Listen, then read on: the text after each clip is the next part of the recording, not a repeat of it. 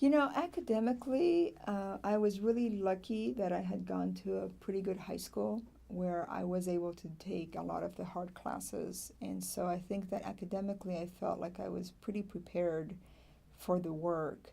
What I wasn't ready for is being the only female, being the only Latina in many of my classes. So at the university that I went to, there wasn't a lot of diversity.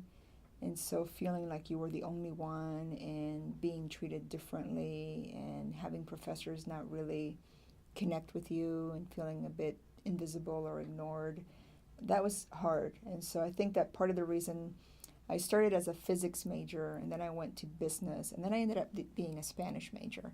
And I really think that the reason I ended up being a Spanish major is because the Spanish department was the only place that I really felt like I belonged.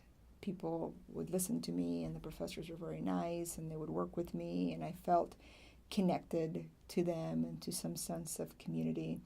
Whereas in physics, I just thought, wow, nobody even knows I'm around here.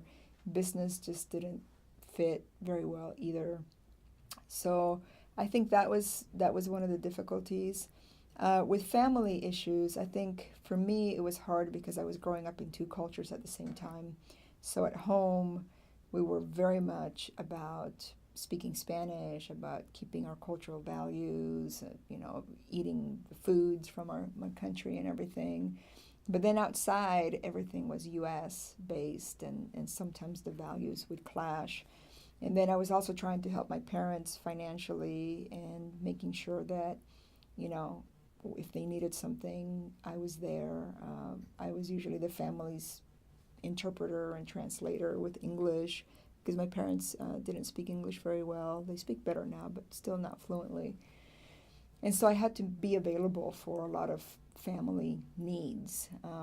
And that was rough because I was working and then I was going to school full time, and then I had to be available for family as well, making sure that I was around if someone needed me. I had a younger brother, and so he also had his own needs and wanted me around. If my parents were working full time, I had to make sure that I shifted my schedule. So sometimes I would have to miss class. And then the other thing too is that my parents really weren't willing initially to let me go too far. So I didn't live on campus. I lived at home. And that was one of the things that they just would not let me do. They would not let me move out on my own. So I had to be on campus. And even as a college freshman, my curfew was midnight. I had to be home by midnight. So figuring out how to manage all those expectations of living at home while being a university student was pretty